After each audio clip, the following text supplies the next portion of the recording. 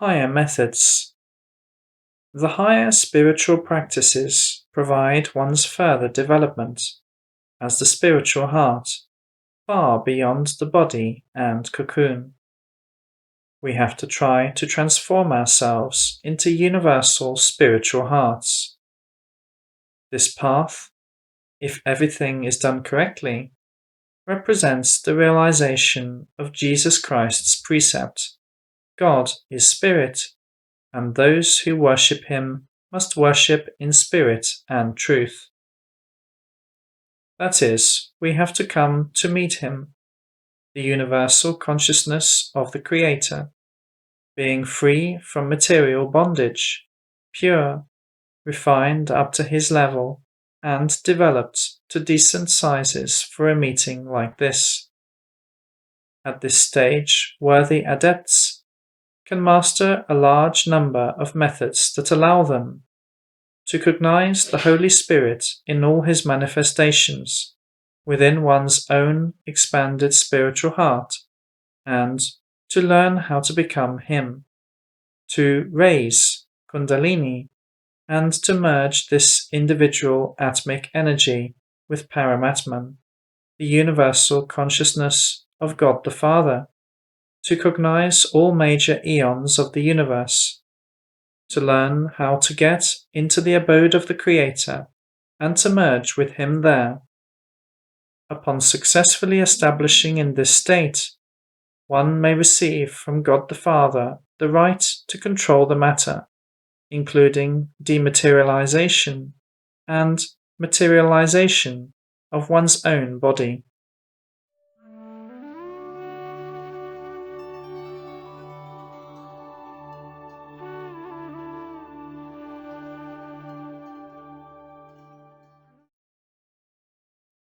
Pranava, birth and maturing in the Holy Spirit. Speaking in the terms that Jesus Christ used when teaching his disciples apostles, the baptism in the Holy Spirit is the latter-hand meditation that we described above. But the next, deeper stage of cognizing him, birth, and maturing in him, is performed in another meditation called pranava. This was exactly what Jesus tried to talk about with Nicodemus. Philip the Apostle spoke in detail about the same in the parable manner. To perform this meditation, we need to find a place auspicious from the energetic standpoint, which would be open without houses and trees. It can be a beach or sandbank, steppe, mountains, etc. At this place, we exit from Anahata through Chitrini as far back as possible to expand as a consciousness there, feel the living light of love of the Holy Spirit, and having infused ourselves into him, start moving forward together with him as one flow passing by and through the body. The body is as if in a huge river. Let it get washed through and become absolutely transparent. This meditation can be repeated many times. The Holy Spirit is always happy to help the worthy ones. Performing the meditation will be easier if it is accompanied by the wonderful orthodox prayer meditation, Heavenly Tsar, or the mantra Aum. This meditation can be translated from the Church Slavonic language like this: Heavenly Tsar, the Consoler, the Spirit of Truth, omnipresent and all-pervading, treasury of all good and source of all life, come and abide in us, and cleanse us of all impurity, and save our souls, O blissful one. We sing this meditation while moving in pranava. The mantra Aum or Om in reality sounds like aum. One should sing it delicately, in a prolonged manner, and in a high-pitched voice, just like the mantra for anahata. Also while moving in pranava. Growling of the om sound in coarse voices, which is practiced in some ignorant pseudo-religious companies, is a singing for the devil, but not for the Holy Spirit. In the future, we have to learn to stop in the pranava meditation, being merged with the Holy Spirit and being aware of ourselves as a part of Him. The Holy Spirit can be cognized in His more subtle manifestation. One does it also in the pranava meditation, but performed in a slightly different way. This time we exit back from anahata not horizontally, but down at an angle of approximately 40 degrees. In other words, we find ourselves below the Earth's surface and discover there a layer of more subtle living light. And then, just as we did while performing the first variant of the pranava meditation, we start moving as a flow in the forward upward direction, around and through the body. As we master mergence with this light of the Holy Spirit, we may discover that He prevails inside our planet, except its core.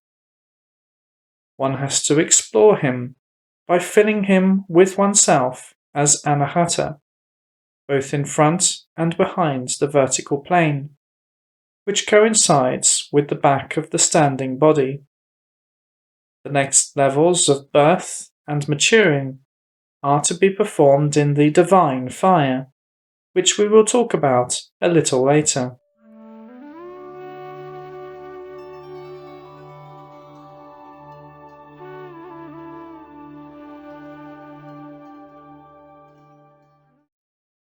About self-healing. If one learns, while performing the pranava meditation, to stop and concentrate oneself behind the body, one may insert a hand of the consciousness in it and eliminate all energetic disharmonies. Also, if you are merged with the Holy Spirit and concentrate at about 2 meters behind your body, then from this position you may become capable of seeing and controlling demons, non-incarnate people or animals with evil character traits that may be living in human bodies. If you look in this manner through your own body at the body of a possessed person, it becomes possible to talk to these demons, which cannot ignore the Holy Spirit's questions and must respond. They will tell why God sent them into the body of this person, what are his or her faults and karmic liabilities.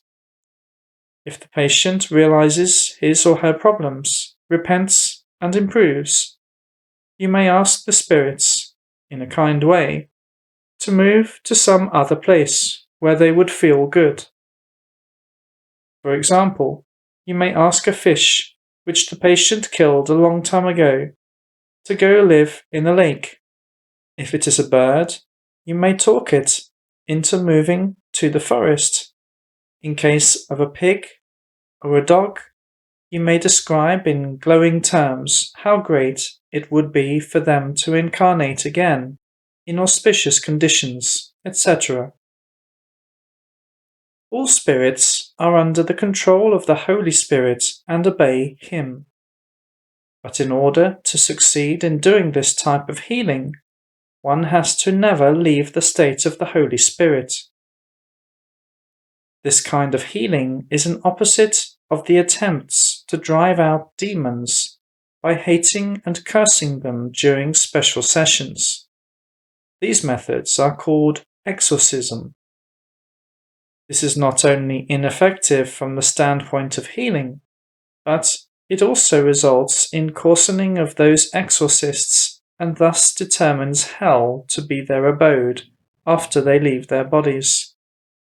Such demons exhorting sessions belong to the realm of black magic.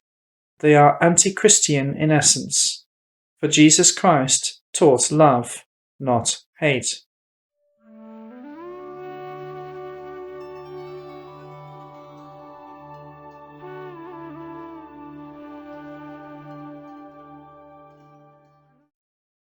Total reciprocity, Nirodhi. But the complete mergence with the Holy Spirit can be achieved only through mastering the meditation of total reciprocity, Nirodhi in Buddhist terms. While performing this meditation, consciousness enters the state of non-I and becomes all. As a result, the individual lower self vanishes. There is absolutely no way to explain this in words, but this state can be easily attained at special places of power. Mastering of the above said means attainment of nirvana in Brahman, which Krishna called upon us to do in the Bhagavad Gita.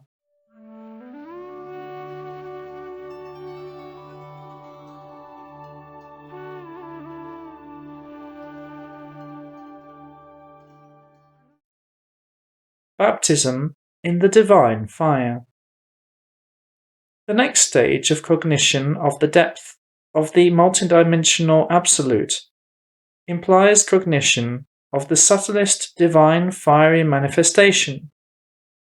Thus, God the Father manifests himself to his worthy disciples who attained proper refinement of the consciousness in a gigantic, anthropomorphic, resembling human body, flaming form, which does not burn them.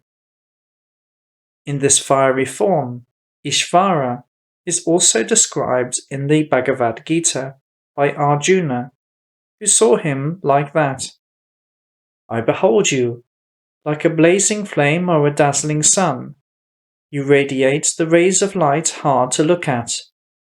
And, if the shining of 1,000 suns blazed forth in the sky, it would be comparable to the glory of this great soul. Chaitanya told us about this fire. Fire is a functional state of the consciousness that lives in the abode of the Creator. Sathya Sai Baba told us the same. Fire is not an independently existing state, but that state of mind which those who have cognized me can see when I enter the world of the creation. The total and steady submerging of the consciousness of a spiritual aspirant into the divine fire and emergence with it result in burning of all remnants of karma, and burning the body throughout with this fire brings about the complete healing of the body. We have to learn to merge with this state of God by filling his entire form with ourselves as spiritual hearts. Yet, God does not help everyone in doing this, but only his worthy disciples whom he selects.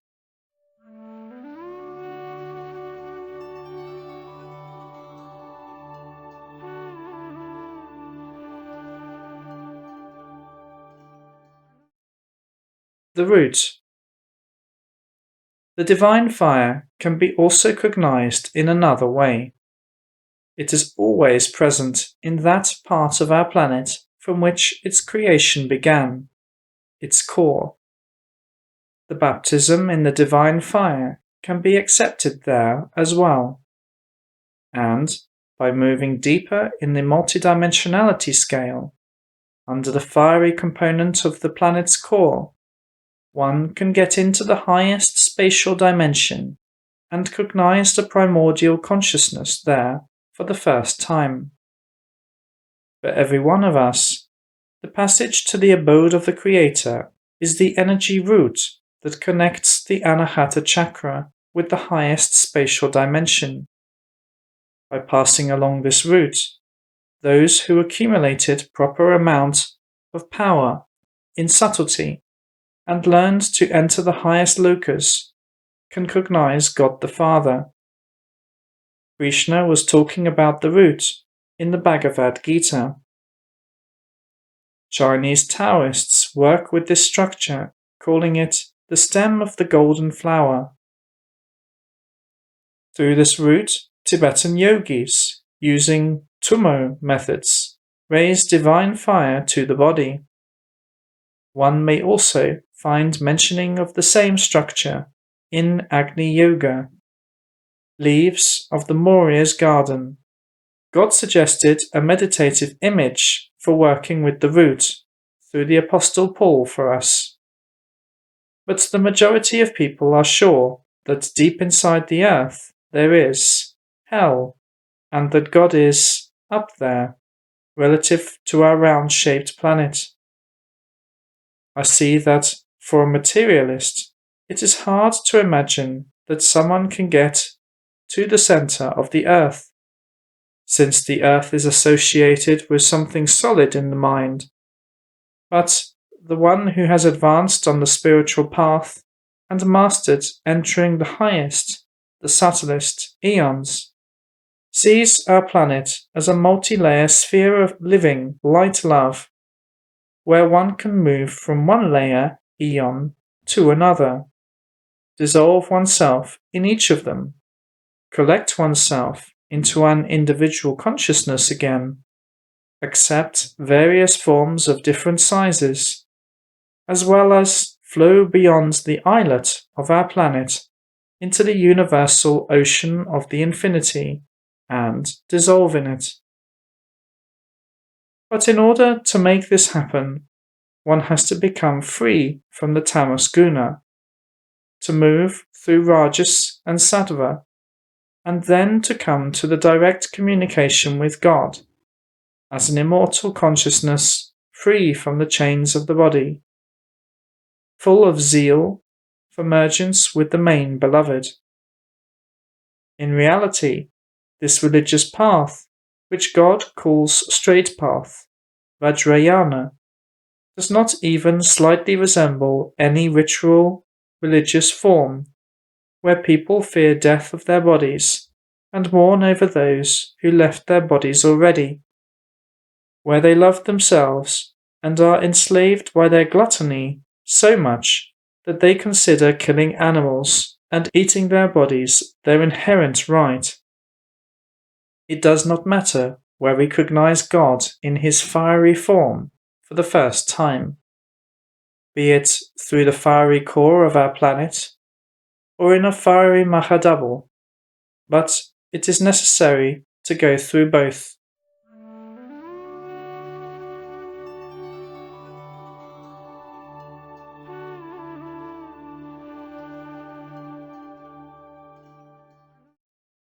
Raising of Kundalini. Before we can enter the abode of the Creator, we have to complete another significant stage of work, raising of Kundalini. Kundalini is Atmic, of divine level of subtlety, energy of consciousness that everyone accumulated in all the best moments of all their previous incarnations.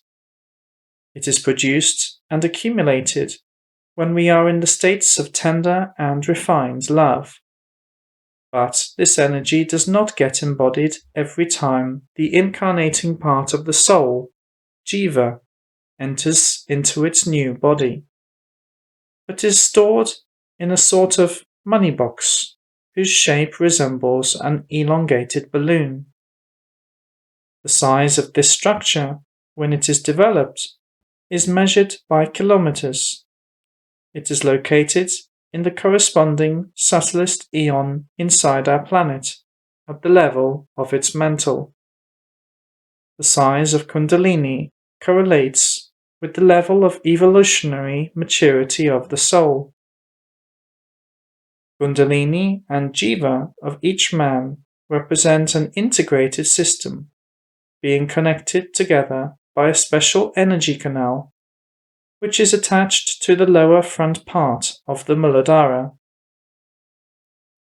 Only those people can raise Kundalini up to their bodies and use it in spiritual work who have accumulated a sufficient amount of this energy, i.e., mature and worthy of entering the abode of God the Father and merging with Him.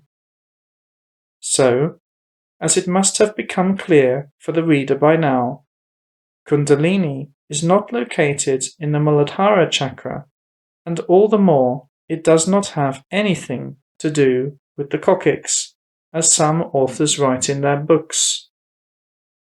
And the raising of Kundalini can be attained neither by beating the coccyx against the floor, nor by jerky dancing. Exercises on raising Kundalini that Rajneesh was teaching his admirers were nothing but jokes. The true raising of Kundalini can be performed only after completing the preparatory stages of work, which were described in this book, at special places of power, or without them, with the help of a competent spiritual master, or directly by a non-incarnated divine teacher. The purpose of the raising of Kundalini is, first, to merge this accumulated individual atmic energy with the Creator, Paramatman. Second, to perform burning through of the body cells with the atmic energy that heals and transforms them. And third, to learn to identify oneself with Atman. The latter becomes possible when Kundalini has come through the body. This must be performed in horizontal position, the body lying on the back, and formed a new energy accumulation behind Sahasrara. It follows from the above said that, before starting to raise Kundalini, one has to think twice. If the energy of Kundalini is transferred into Paramatman, the person as an individuality loses it. And the only correct way out of this situation for such an adept is to merge the Jiva with the Creator in the current incarnation. If this does not happen, for example, if the adept, who has not become well established in subtlety, reverts to coarse emotional states because of a certain reason, the next time he or she incarnates, it will be without this invaluable energy, potential, and the person will have to accumulate it again, starting from scratch.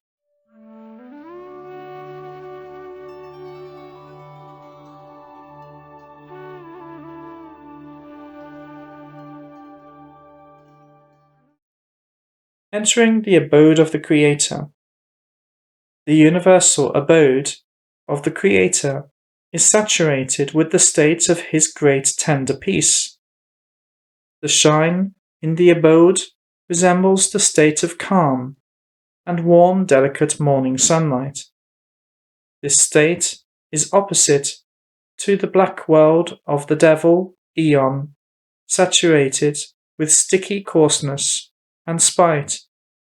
Getting stuck in it gives one a false sensation of rude and violent might. This can tempt someone, but we do not need this. The abode of the Creator is not a void in the literal sense of this word. Void, vacuum, is just an incorrect translation of the Buddhist term that reflected the reality somewhere in the past. And this incorrect translation led many people into temptation, both non-Buddhists and those who consider themselves Buddhists. It does look absurd for a sound religious person to aspire not to God but to the void. Therefore, numerous followers of Buddhist tradition get lost in the Buddhistic terminological labyrinths, and having no correct understanding of the truth, lose an incentive to strive for the primordial consciousness. As a result, the house of Buddhism collapsed with time into numerous sects, the majority of which do not have the highest knowledge. But the term void should be translated in a different way. In this case, everything becomes easy to understand for a warrior who stands on the threshold of the abode of Abhibuddha. The abode of the Creator is on the other side of a miraculous barrier, which can be compared to a mirror. His abode is truly the transmirror realm. In order to take worthy disciples in there, a divine teacher gives them his or her Mahadouble as a yidam, and there, where the Mahadouble comes out from, the disciples can merge in love with the Father of the universe and gradually cognize his total cosmic universal greatness.